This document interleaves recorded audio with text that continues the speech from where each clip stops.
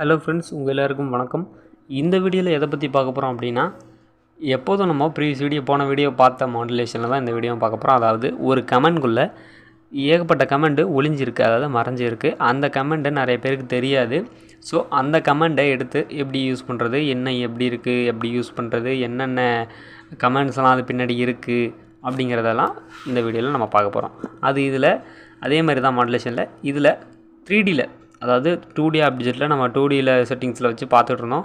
இப்போ 3Dயில் ஒன்றும் இல்லை, ஒரு பிளாக் அதாவது ஒரு சிலிண்டர் க்ரியேட் பண்ணணுன்னா நீங்கள் சர்க்கிள் வரைஞ்சி எக்ஸ்ட்ரூட் பண்ணுவீங்க. அப்படி பண்ணணுமா இல்லை எப்படி வரைகிறது அதை ஈஸியாக அப்படிங்கிறத நம்ம இப்போ பார்ப்போம். சரி, ஓகே, வாங்க வீடியோக்குள்ளே போகலாம். அதுவரையும் நம்ம சேனலை சப்ஸ்கிரைப் பண்ணாதவங்க சப்ஸ்கிரைப் பண்ணிங்க, மறக்காமல் பெல் ஐக்கனை கிளிக் பண்ணிவிட்டு இந்த வீடியோவை ஸ்கிப் பண்ணாமல் பாருங்கள். அதுதான் மெயின். ஒரு நிமிஷமும் ரொம்ப வேல்யூபிளாக தான் இருக்கும், ஒரு செகண்டுமே வேல்யூபிளாக தான் இருக்கும். ஸோ நீங்கள் ஸ்கிப் பண்ணுற 10 செகண்டில் ஏதாச்சும் ஒரு விஷயத்தை நீங்கள் கண்டிப்பாக மிஸ் பண்ணுறதுக்கான வாய்ப்புகள் நிறைய இருக்குது. ஸோ ஸ்கிப் பண்ணாமல் பாருங்கள். ஓகே, இப்போது AutoCAD ஹோம் பேஜுக்கு போயிடலாம். ஓகே, இப்போது AutoCAD ஹோம் பேஜுக்கு நம்ம வந்துவிட்டோம். அதில் நியூன்னு கொடுத்து நாம் லிமிட்ஸ் அண்ட் யூனிட்ஸை செட் பண்ணுவோம். ஓகே, அதை நான் செட் பண்ணிக்கிறேன். ஓகே, லிமிட்டு நான் எப்போதும் 0,0 தான். பேப்பர் சைஸ் லிமிட்னா அதே 500,500 தான். ஓகே, இப்போது நாம் சொல்லியிருந்தோம் இல்லையா, 3D ஆப்ஜெக்டை பற்றி தான் பார்க்க போகிறோம் அப்படின்ட்டு. ஸோ நீங்கள் இங்கே கீழே இருக்குது பார்த்தீங்களா, கியர் ஐக்கான்ஸ், ஒர்க் ஸ்பேஸ் ஸ்விட்சிங்னு இருக்குது. ஓகே, அதில் கிளிக் பண்ணிங்க அப்படின்னா 4வது ஆப்ஷன் மேலேருந்து 1 2 3 4 4வது ஆப்ஷனாக ஒரு செட்டிங் இருக்கும். அது என்னென்னா ஒன்றும் இல்லை, 3D மாடலிங் மெக்கானிக்கல் அப்படின்னு. அதாவது இது 2D mechanical. AutoCAD 2023 mechanical version நான் யூஸ் பண்ணுறதுனால மெக்கானிக்கல் காமிச்சு. ஸோ நான் இதில் போயிட்டு இது 2D. இப்போ நான் 3D மாடலிங் அப்படின்னு கிளிக் பண்ணேன்னா அது மேலே பார்த்தீங்கன்னா உங்களுக்கு தெரியும், இந்த எல்லாமும் மாறி இருக்கும் ஓவராலாக. ஓகே, இதில் நம்ம ஃபஸ்ட்டு இந்த ஹோம் ஐக்கானில் உள்ள ஒரு ஆப்ஜெக்ட் தான் பார்க்க போகிறோம். அதாவது இந்த எக்ஸ்ட்ரூடுன்னு இருக்குது பார்த்தீங்களா, லெஃப்ட் சைடு கார்னரில் மேலே பார்த்தீங்கன்னா அப்பரில் எக்ஸ்ட்ரூடு பக்கத்தில் பாக்ஸ் அப்படின்னு சொல்லிட்டு இருக்கும். இது நார்மலாக இருக்கும் பாக்ஸுன்ட்டு. இப்போது ஆக்சுவலாக எனக்கு ஒரு பாக்ஸ் வேணும், ரெக்டாங்கிள் வேணும்னா நான் லைன் எடுப்பேன், அதை அளவை கொடுப்பேன், அதுக்கப்புறம் அதுக்கு ஹைட்டு கொடுப்பேன், நெக்ஸ்ட்டு ஒரு லென்த்து, அடுத்த லென்த்தை கொடுத்துட்டு மறுபடியும் அதை இப்படி ஜாயின் பண்ணுவேன். அடுத்தது என்ன பண்ணுவேன், -v SW போயிட்டு ஐசோமெட்ரிக் வியூவில் வைப்பேன். வச்சுட்டு எக்ஸ்ட்ரூட் கமாண்ட் எடுப்போம். எக்ஸ்ட்ரூட் கமாண்ட் எடுத்து எல்லா ஆப்ஜெக்டையும் செலக்ட் பண்ணிவிட்டு காமன் என்டர் கொடுத்து அப்புறம் எக்ஸ்ட்ரூட் பண்ணி அதை ரியலிஸ்டிக்கில் மாற்றுவேன். ஸோ நீங்கள் அப்படி பண்ண வேணாம். இப்போது அதுக்கெல்லாமும் ஷார்ட். எனக்கு ஒரு ஸ்கொயர் வேணும் அப்படின்னா நான் என்ன பண்ணணும், ஸ்கொயர் கமாண்ட் எடுத்து நான் வரைவேன் அப்படிங்கிறீங்க, அப்படி தானே. எனக்கு ஆக்சுவலாக 3Dயில் ஒரு பாக்ஸ் வேணும், ஒரு பிளாக் பாக்ஸ், சிலிண்டர், கோன், இந்த மாதிரி எனக்கு வேணும்னு நான் என்ன பண்ணணும் அப்படின்னா, நீங்கள் வரைஞ்சி நீங்கள் எக்ஸ்ட்ரூட் பண்ணுறதுக்கான டைம் வேஸ்ட். ஓகே, நான் ரியலிஸ்டிக்கில் ஸ்ட்ரெயிட்டாகவே மாற்றிட்டேன்.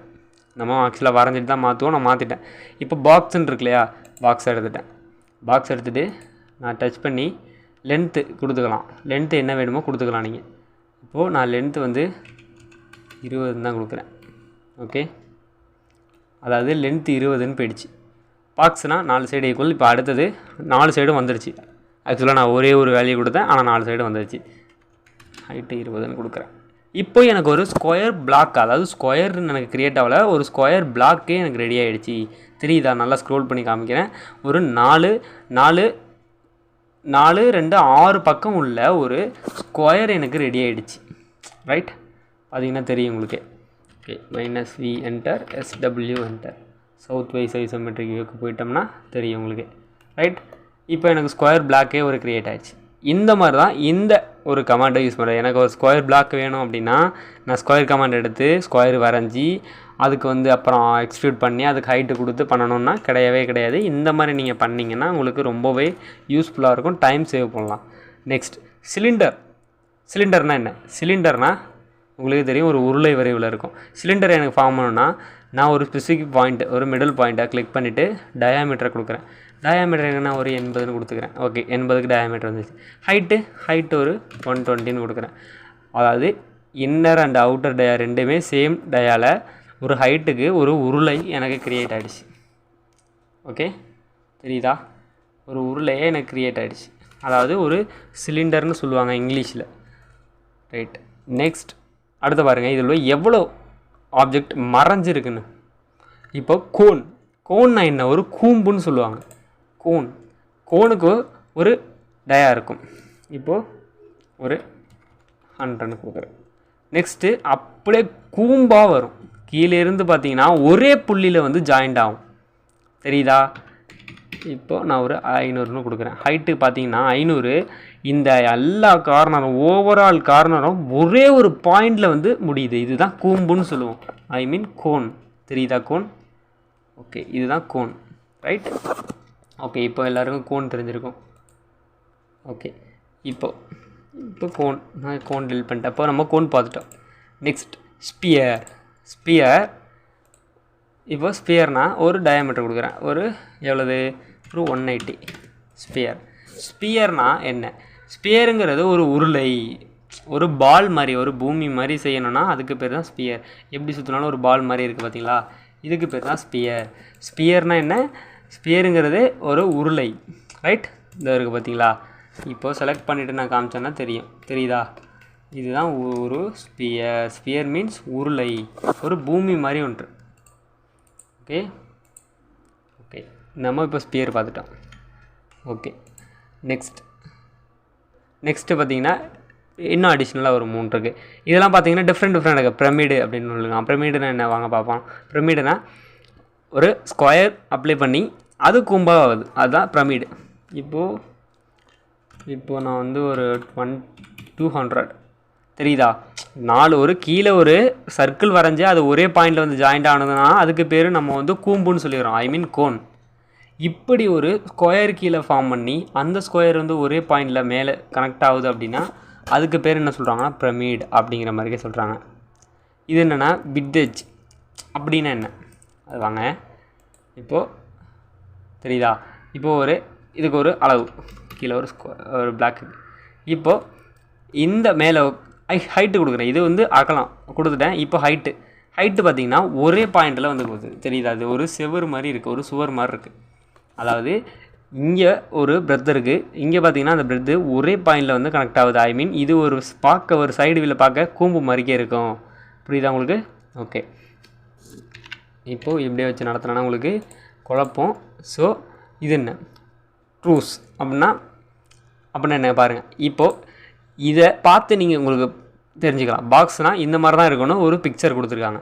அதை அப்படி வச்சிங்கன்னா அது எப்படி வரைகிறது அப்படின்ற ஒரு ஷார்ட் நோட்ஸ். சிலிண்டருக்கும் அந்த மாதிரி ஒரு ஷார்ட் நோட்ஸ் இந்த மாதிரி தான். இப்போ நான் அந்த கமெண்ட் எடுத்துட்டேன்.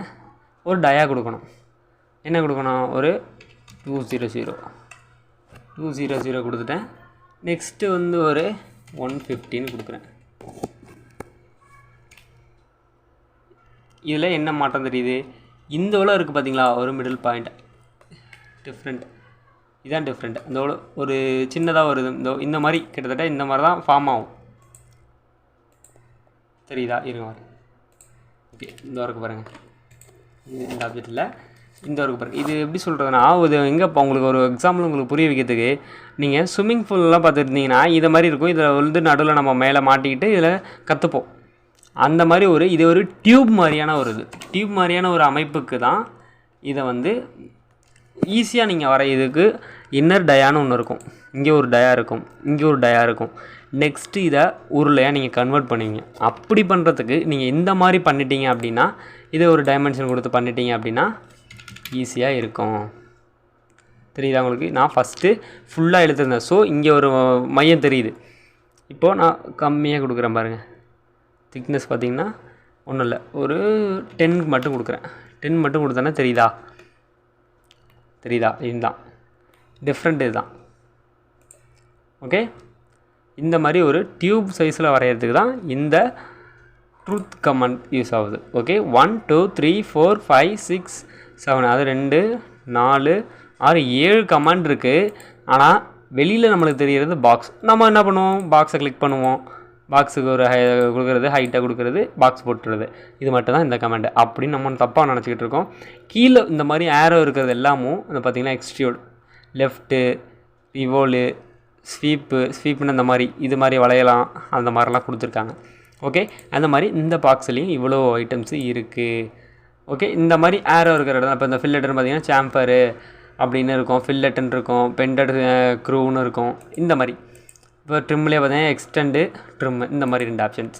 ஓகே, இந்த மாதிரி இப்போ ட்ரிம் இப்போ பார்த்தீங்கன்னா ஃபில்லட்டம் பார்த்தீங்கன்னா ஒரு 3 எக்ஸ்ட்ரா 2 இருக்குது. ஆல்ரெடி ஒன்று உங்களுக்கு வெளில தெரிஞ்சிடும். பட் இதை பொறுத்தளவு ஒன்று தான், பட் 6 ஆப்ஜெக்டையும் உங்களால் யூஸ் பண்ணுறதுக்கு தெரியாமல் போயிடும். அதுக்கு தான் இந்த வீடியோ. ஓகே, இந்த வீடியோ பிடிச்சிருந்துச்சின்னா உங்களுக்கு லைக் பண்ணுங்கள், ஷேர் பண்ணுங்கள். மறக்காமல் உங்கள் ஃப்ரெண்ட்ஸையும் ஷேர் பண்ணி நம்ம சேனலை சப்ஸ்கிரைப் பண்ண சொல்லுங்கள். மறக்காமல் இந்த வீடியோ பிடிச்சிருந்தா லைக் பண்ணிவிட்டு இந்த சேனலை சப்ஸ்கிரைப் பண்ணாதவங்க சப்ஸ்கிரைப் பண்ணிடுங்க. மறக்காமல் பக்கத்தில் உள்ள பெல் ஐக்கானையும் கிளிக் பண்ணிடுங்க. அப்போ தான் நான் போடுற வீடியோ உங்களுக்கு நோட்டிஃபிகேஷனாக வரும். Okay, thank you. நெக்ஸ்ட்டு ஒரு இன்ட்ரெஸ்டிங்கான வீடியோவில் பார்ப்போம்.